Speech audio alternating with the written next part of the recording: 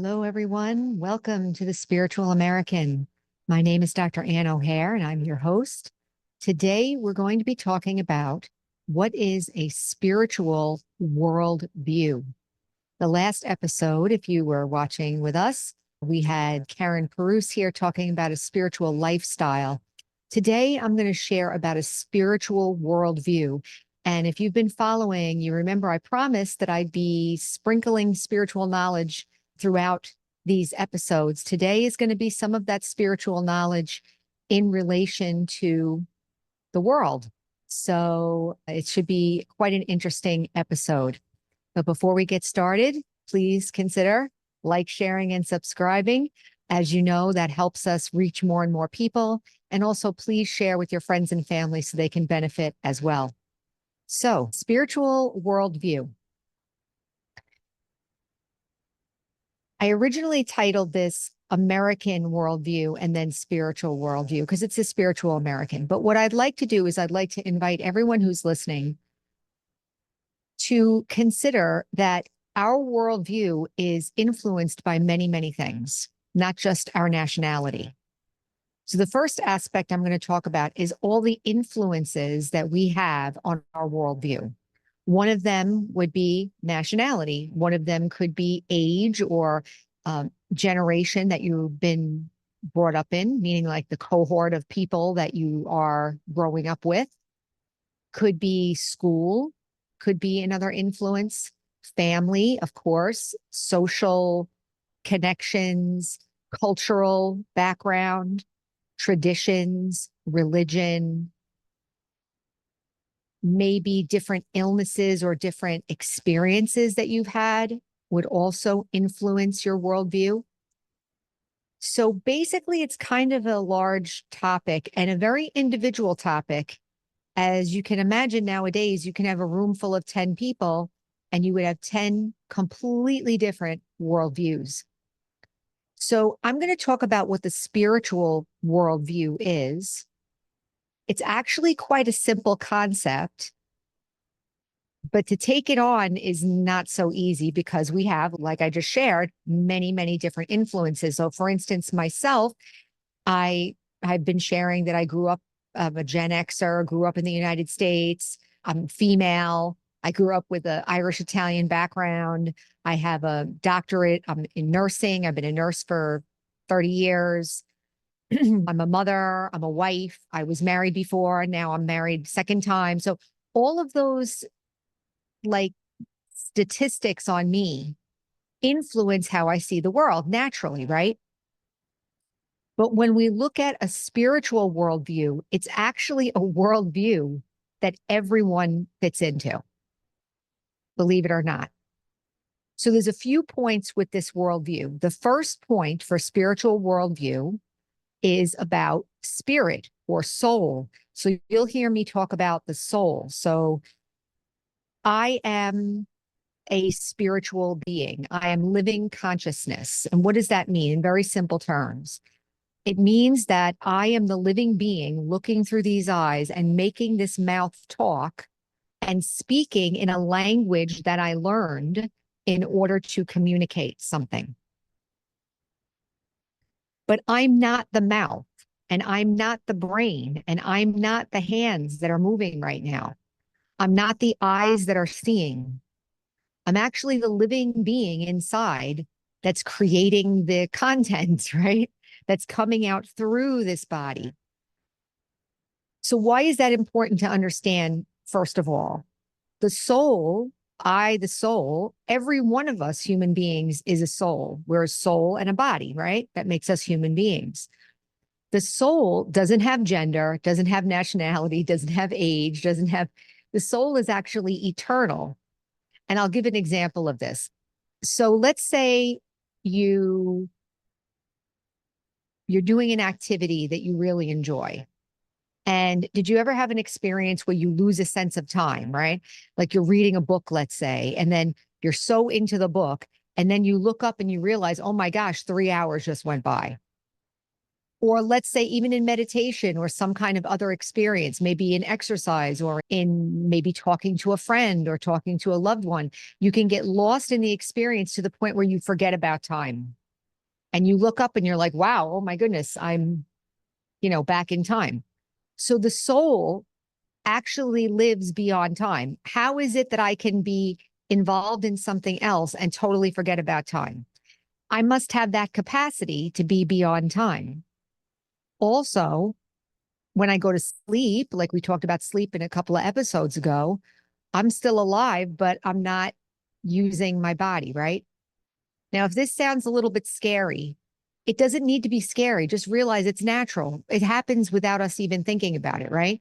Like sleep, I go to sleep, I'm detaching from my senses, the body is resting, and I, the soul, I'm still using the mind, right? But I'm not involved with the body at that time. The body's resting. Same thing with those experiences where we can go beyond time, like in a daydream or something where I'm not even paying attention to the body. Or let's say another example, let's say you're in a movie theater or you're watching a movie and you totally forget your body while you're watching the movie. You forget you're in the theater, right? Because you're engaged so much in what's happening. So the body is not the only thing that's going on here. So the first thing is about the soul. So the world viewpoint begins with the idea that all of human beings are actually souls. We're eternal. We come into a body, into a family, into a society, into a nationality, all those things that I mentioned before. As part of being human, we come in and play our parts through our bodies, through our families, through our experiences, etc. So that's the first aspect. The second aspect is that everyone is playing their part perfectly for them. As I'm sharing this, I'm thinking this could be like a red pill moment. I'm just going to share it straight through, and then I'll let you kind of digest and see what it sounds like to you. Because what this is going to do, this spiritual worldview takes out right and wrong, takes out, this is the right religion and this is the wrong religion. This is the right way to be and this is the wrong way to be. Spiritual worldview gives respect to every single human being. Every human being has a right to be here. Every human being has a part to play. And every human being is being influenced by different things at this time, right? So we see the souls, everyone's a soul. And by the way, it's hard to see that things like that because we're so used to seeing things in terms of the other things, age, gender, education, political party. We know politics is a big deal right now. So everyone is playing their part. It's hard to move away from the right and wrong, right? Because we have values that we adopted over time. Each of us have values. And if you notice, somebody else might have different values and different opinions than you, right? It's not so easy to feel comfortable and feel open with someone who is thinking and looking at things differently than you.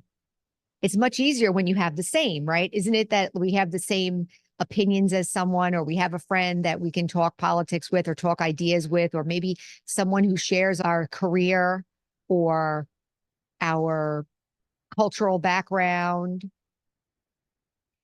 interests, things like that. It's much easier to be around someone who you agree with or someone who is the same. So the purpose of a spiritual worldview is to see how we're all the same. We're all souls. We're all playing our parts. We're all being influenced right now by all of our things. Like I just said, all the experiences and things that come with having a body and being a human being on the planet. And then the third aspect is the laws of karma, which we talked about before, that each one of us has a part to play, like I said, but each one of us also has karmic relationship with the world. If I do something, I'm going to get that energy back. And that's nature. That's a natural law of being here on this planet, being in matter, being in time, having a body. This is all part of it.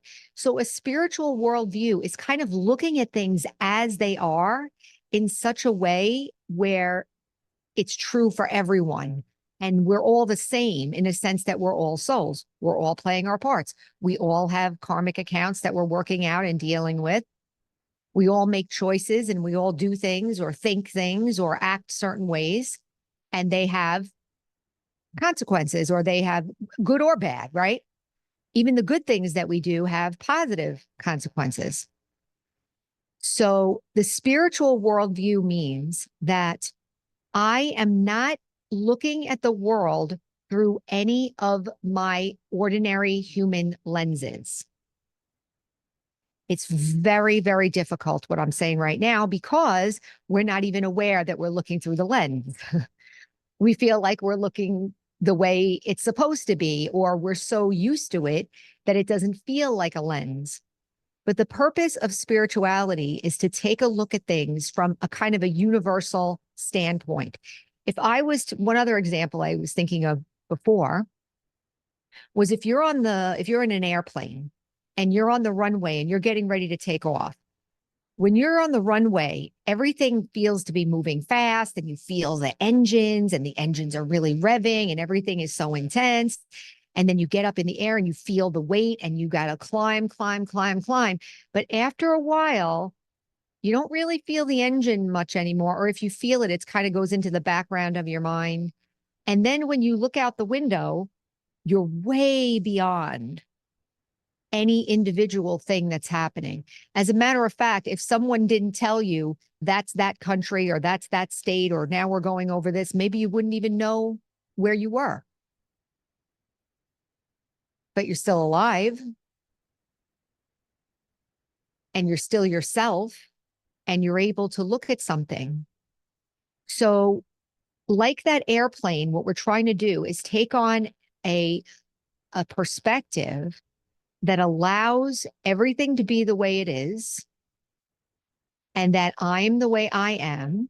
And then the last piece of this is to develop my original qualities as a soul, which are peace, power, love, generosity, mercy, understanding, things like that. So when I kind of separate myself, or when I try to work on moving away from those old ways of seeing things, what I want to do is bring forward my benevolent nature, my understanding nature.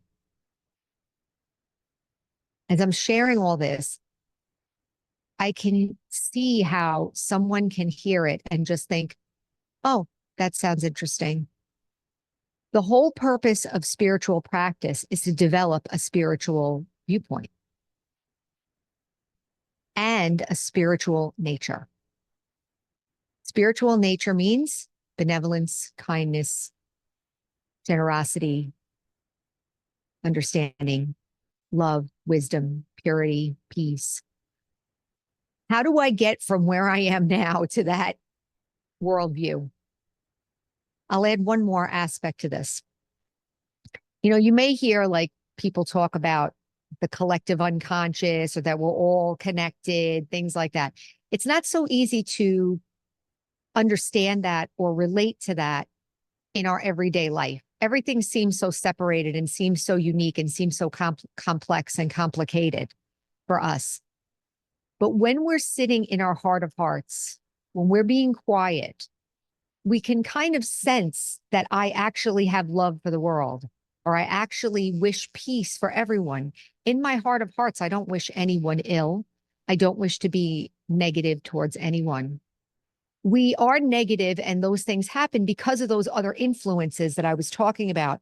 So spiritual practice is about strengthening my inherent spiritual nature and lessening the influence of those other things. You still live. I mean, I'm still an American. I'm still female. I still have a job. I still have a kid. But internally, I'm not reacting so much to others. I'm not feeling upset when people are different. There are areas that I'm working on right now that maybe I'm a little more emotional than others or a little more reactive than others. But that's part of transitioning from that ordinary view to a spiritual perspective. So, how do we begin this journey? We begin this journey with meditation. And also, I'm reminded of Gandhi. I'm reminded of like other people who had this idea of peace in the world. And I want to say that spiritually speaking, if you want to say God, or if you want to say goodness, or if you want to say, higher power, any benevolent force, I'm going to say God, but God is present in the sense that to infuse the world with this spiritual perspective. When I have a spiritual perspective, it's very, very difficult for me to judge. And this is the last piece that I'm going to share. Imagine that you're in a room full of adults. You're in a room full of adults. Let's say there's maybe 15 adults in a room. And then someone walks in with an infant. Some lady walks in with a baby in her arms, an infant. What happens to the room? What happens to everyone in the room when that baby comes into the room? I'm going to say that the whole energy of the room shifts. Everyone's interested, everyone's happy, everyone's looking at the baby, everyone, there might be someone who definitely reacts and isn't interested, but naturally we're attracted to the infant. So we want to go try to interact, try to make eye contact, look at the baby, look at the body, connect and so forth. And during that time, we're feeling very loving and pure and happy. And we want to connect. We want to feel connected. At that time, I'm going to say everyone in the room has the same consciousness. They want to be happy. They want to feel connected. And what is it about the baby? The baby didn't give a lecture. The baby didn't write a book. The baby didn't go to college. The baby barely knows it's there. Baby doesn't even realize that it has a body. But the presence, the pure living being, reminds us of our pure living awareness. And that we all share. So in that sense, we are connected. In that feeling, we are connected. So deep inside our hearts, we have the same essence. And so I'm going to wrap this up by saying this. So a spiritual worldview, and actually it's the purpose of spiritual effort, I'm going to say, is to change from my ordinary perspective, which is constantly being influenced by so many factors, like I mentioned, gender, culture, education, family, age, illness, health, whatever, everything is all influence, to a universally true in the sense that it's for everyone perspective that not only makes us beyond time, eternal, everyone's playing their part. Everyone has their own karma playing out, which helps me to not react to people, right? If they're playing their part, I don't have to react because I'm not responsible. They're not responsible for me either. If you like, you can go back to the karma class, episode 8, which will go much deeper into this karma conversation. But then finally, remember that baby analogy, that the feeling of being alive, that curiosity and happiness and wanting to be connected and wanting to be happy, that is a wish I can have for myself, and I can feel that and also wish that for everyone else. As a matter of fact, that's part of our practice in Raj Yoga meditation, is that we send good wishes to everyone from that pure place. And we're all connected. In my heart of hearts, I love everyone. I don't have anything against anyone, right? It's like we return to innocence. So a spiritual worldview is innocent, understanding of the soul, understanding that we're all playing our parts here, and then working on myself to transform myself, moving from those old influences to a benevolent, powerful, connected, loving, innocent, pure way of seeing things. As I do that, I become a blessing for everyone around me and the world. So I think I'm going to leave it there, but I hope that that gives you something to think about. Please, if you're interested in learning more, check out in the description for the Release Your Wings meditations if you want to start meditating, and also the Brahma Kumari's website. You can find out where the centers are and so forth if you want to get more involved and get connected. But generally, I hope that you understand the concept of this, because this is what spirituality is actually about. It has understanding in it. There's a science to it. It's not like worshiping. There's no worshiping in spirituality. There's unity and understanding. So I will leave it there. Remember, our slogan is heal, empower, and serve. And I hope that you see that by taking on a spiritual worldview and transforming myself, it's definitely going to bring a different energy into the world. And that is service. So thank you all for joining us. And until next time, take care.